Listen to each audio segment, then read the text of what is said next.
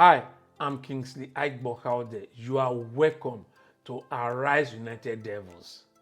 As usual, there is always news about Manchester United. People are searching for Manchester United. People are talking about the club. Pundits are talking about the club. Sports writers are writing about the club.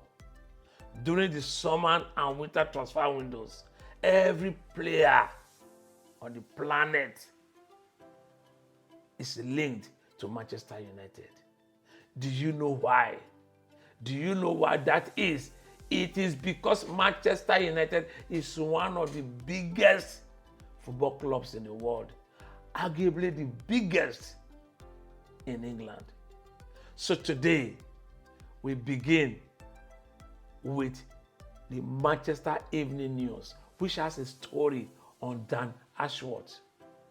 Remember, Manchester United want to buy Dan Ashworth. The Ineos, Sir Jim Ratcliffe, they want him at Manchester United. And with the fans, it is music to our ears. We want him.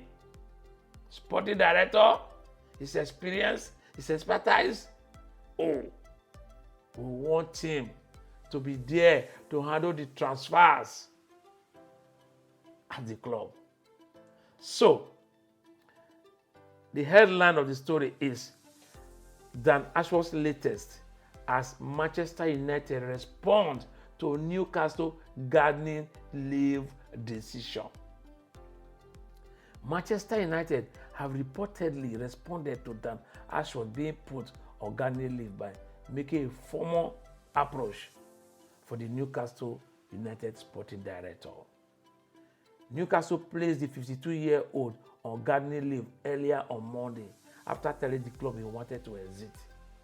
Sir Jim Ratcliffe has made former Football Association and Brighton and Hove Abion chief Ashworth as his top target for the inaugural sporting director role at United. In fact, Ineos outlined Ashworth as their main man back in December, as revealed by the Manchester Evening News. Ashworth joined Newcastle from Brighton 20 months ago and he helped the club sign the likes of Sandro Tonali, Alexander Isak, and Anthony Gordon. The news continues. Talks between United and Newcastle were expected imminently, and now BBC Sports says a formal approach to the Magpies has been made.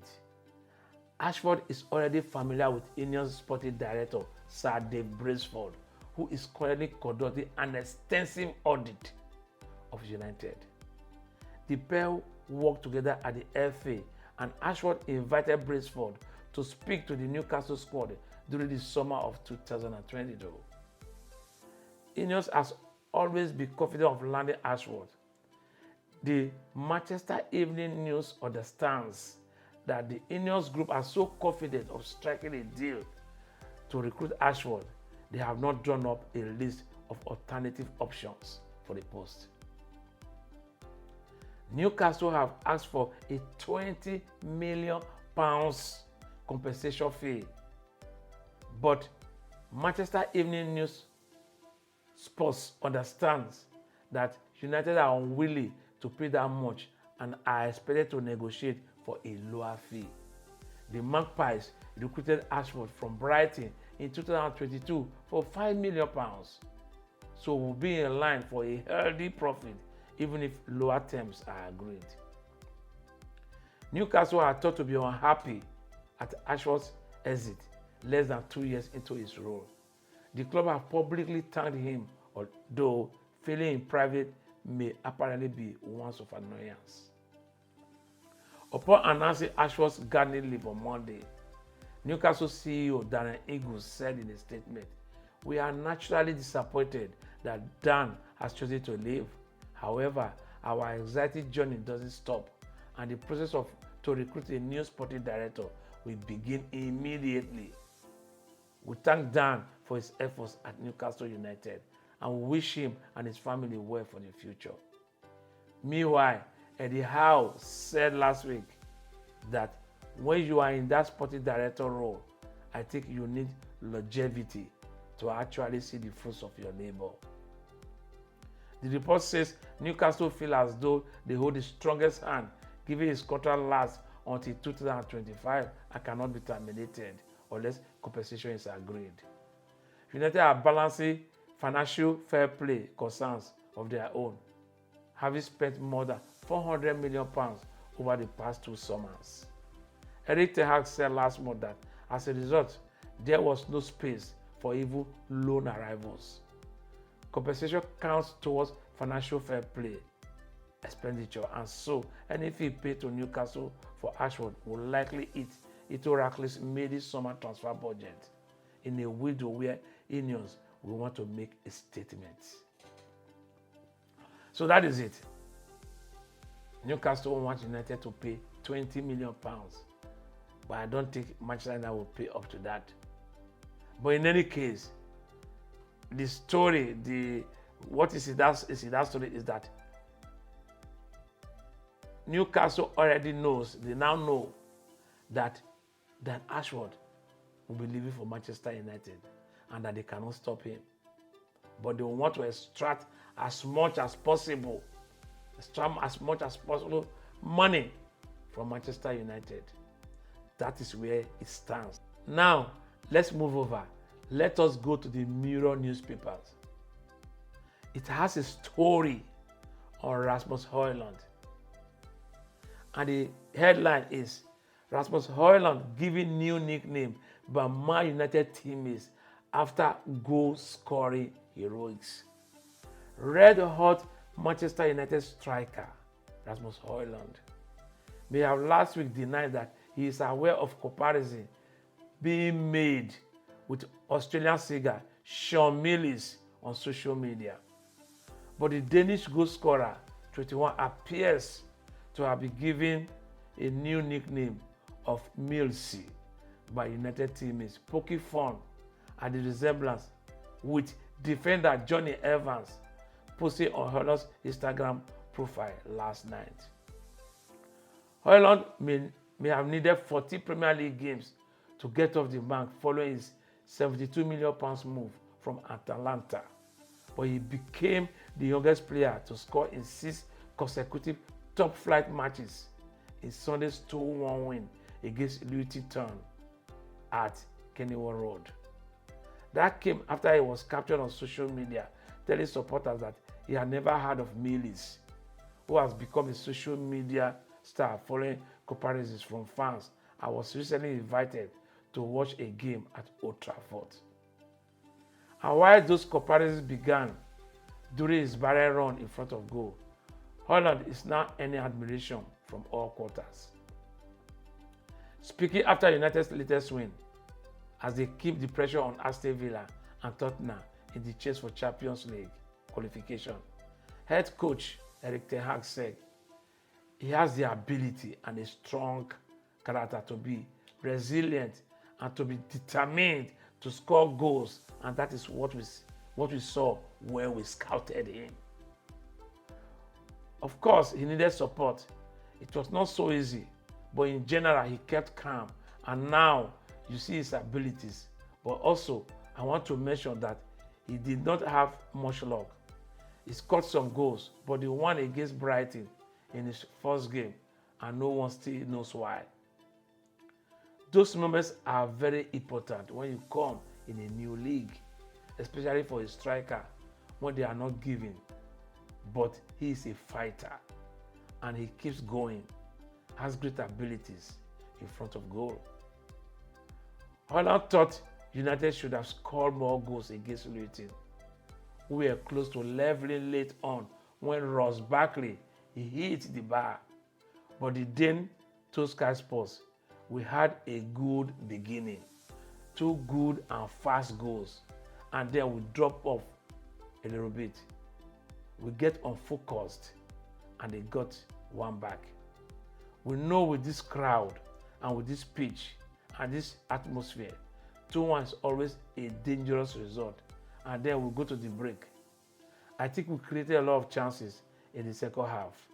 We just need to score. I have one as well, and here a little bit annoyed by that.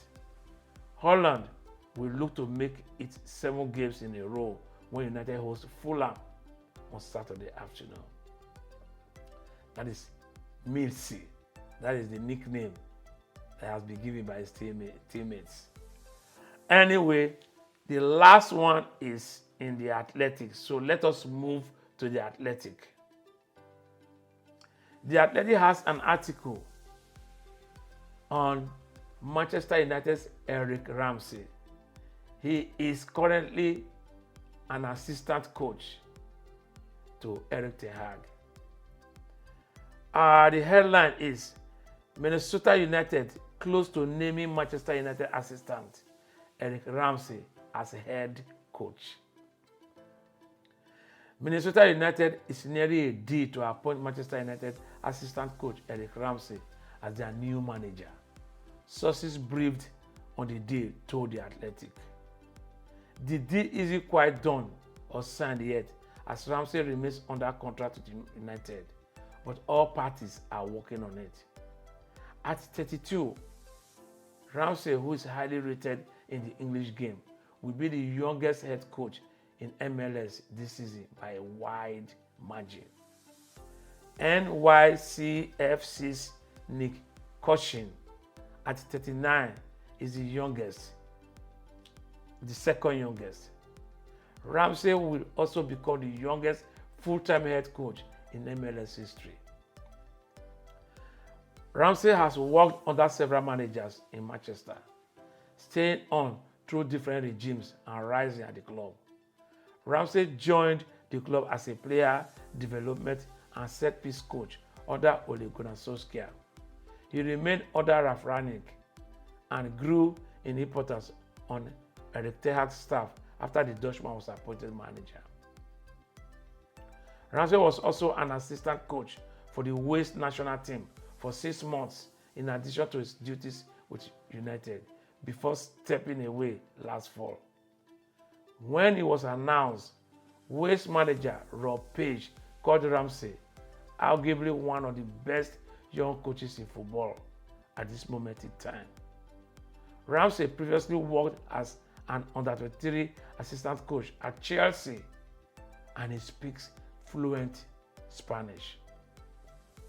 The Athletic reported a year ago that Blackpool made an advance to hire Ramsey as their new manager, but he stayed put in Manchester. Swansea City was also interested in appointing him as successor to Michael Dove in December. So, he's probably going to leave Manchester United to the MLS in America to coach Minnesota FC. If he does leave, all we can wish him is good luck and success in his professional and personal life. He has been a great servant to Manchester United. He has done great work in England. He has done great work at Manchester United. So wish him good luck in his endeavors, in his new environment, with his new employers in America. Thank you, Eric Ramsey. And thank you too for watching this video. Please subscribe, like the video, that is, gives a thumbs up, and share this video. I'll see you again tomorrow morning.